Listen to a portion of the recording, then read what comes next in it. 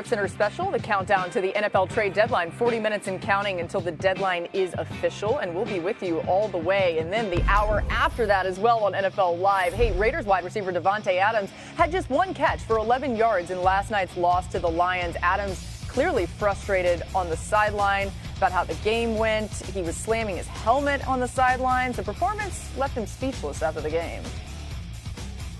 Honestly, I don't know what to say at this moment. I truly don't. I wish I had the words to, to say something that's not going to get blown up in the media and taken out of context. So I'm going to just, I just don't know. What are you feeling right now? Can you elaborate on anything going through your mind? Frustration, but I mean, that kind of goes without saying. Yeah, I mean, the amount of tweets that are like, free Davante Adams, we're here, the trade deadline's upon us. What's the latest you're hearing, Adam? Well, I reached out to somebody this morning because everybody was wondering with this thought process of could the Raiders move Davante Adams? And I was told, and I quote what the person told me, not a chance in hell. Wow. Not a chance in hell will the Raiders move on from Davante Adams by the trade deadline here in 40 minutes. Okay. So they have 40 minutes to prove that person wrong and make it a chance out of hell. But again, they have not shown any inclination whatsoever, nor how much he struggled to catch passes, no matter how much Jimmy Garoppolo has missed him in the open field like he did twice last night, no matter how frustrated Davante Adams is, no chance in hell, according to one person. It seems like kind of an untenable situation. I say kind of tongue-in-cheek here, Lewis. How do they manage Adams through the rest of this season if they are not going to move him?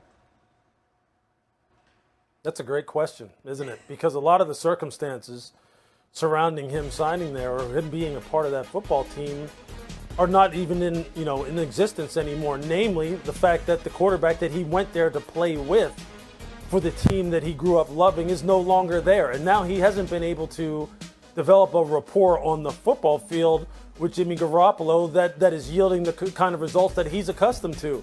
And that is something that you can't fix. I mean, you can't bring Derek Carr back. You can't go back in a time machine and go, hey, look, the guy who you really came here to play with, we'll bring him back too, and we can kind of recreate what we had. I mean, right now it's going to be really incumbent upon him and Jimmy Garoppolo to fix this thing to the point where at least those two can wind up having a season where they feel somewhat individually fulfilled at this point going forward, because there's really nothing management can do. They already made the decisions that they wanted to make regarding how this team was going to be constructed. And for Davante right now, yeah, look, I mean, I totally understand why whoever told Adam what they told him as far as there's no way in hell that we'll move him. Of course they're not going to move him. They're not going to go ahead and have that happen now, too, and trade away the guy who's really arguably one of the best, if not the best wide receiver in the NFL, simply because you made some miscalculations on the rest of the roster. GMs don't do that. They don't like admitting mistakes like that, and they're not going to here. It's just not going to happen.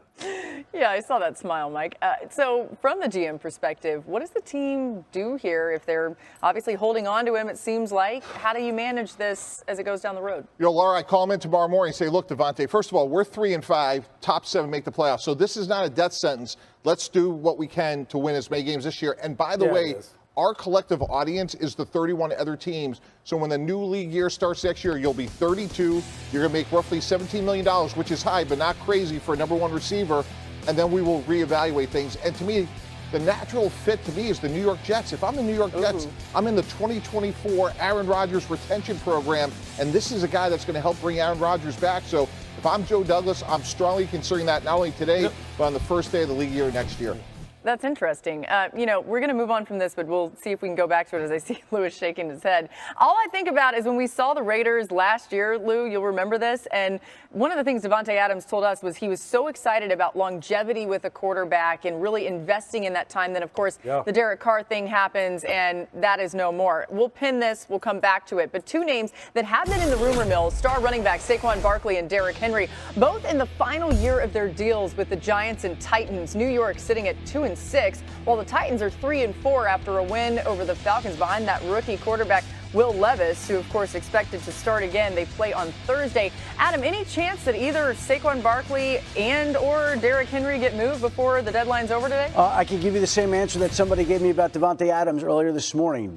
Derrick Henry's not being traded. They were approached, but the time to deal Derrick Henry, if it ever were going to happen, he would have had to restructure his contract by the 4 o'clock deadline yesterday so they could trade the contract today. They didn't do that, so there's $5.5 million. Unless there's a team out there that has the space for the $5.5 million and the need for the running back and the draft pick compensation that it would take, which is a hard combination because half the teams in the league can't fit the $5.5 million under the salary cap. So it automatically reduces the market, and Tennessee won. And Tennessee doesn't want to trade him right now. So Derrick Henry's not getting traded. Saquon Barkley, the Giants have told him, no, we're not trading you.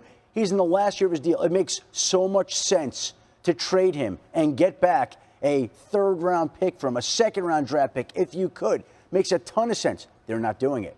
They're just not going to do it. Unlike Washington, they're not ready to check out and cash in on the player yet.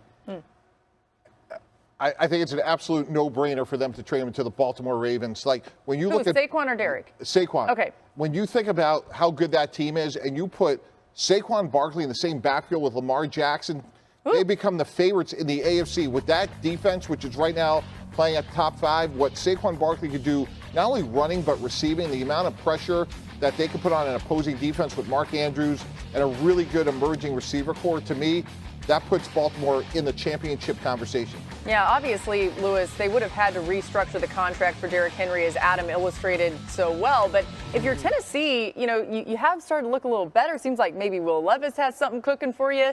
You think it would be time to move on from Derrick Henry, or are you of the mindset that they do have a little bit more still out there left this season? Absolutely not do you move on from Derrick Henry. Yeah. Look, the South is wide open. It's open for them now. And I think what you saw was in real time an organization be energized by their rookie 2nd-round quarterback in terms of how he brings a big play component. Now, I understand it's one game. I get it. There's going to be people who go, well, now he's operating on a short week. People have a book on him. They have, I get all that. But you heard the players themselves talk about the fact that this guy came into the huddle and automatically they felt kind of energized. They felt energized by his confidence, by his youthfulness, by his athleticism, by his willingness to say, hey, look, I'm not going to play scared. I'm going to push this ball down the field. And you know what? Derrick Henry, in that play-action passing game that they like to use in Tennessee, is exactly what Will Levis needs. It's exactly what Derrick Henry needs. Derrick Henry and Tajay Spears together is a perfect 1-2 punch in terms of how they complement each other's skill set. DeAndre Hopkins, I mean, we've heard speculation about, well, does Tennessee need to trade DeAndre Hopkins now and send him down to Kansas City because they need him? No, they need to keep this roster exactly where it is because now they're in the hunt in the South, and I think the quarterback's going to be a big part of that going down the stretch. Yeah, don't trade D-Hop when Levis is throwing bombs like he does. That guy can throw the deep ball like no other. Exactly. All right, I'm going to name this segment No Chance in Hell because that's really No chance in hell. We're just repeat that throughout the rest of the show. Just kidding. We're following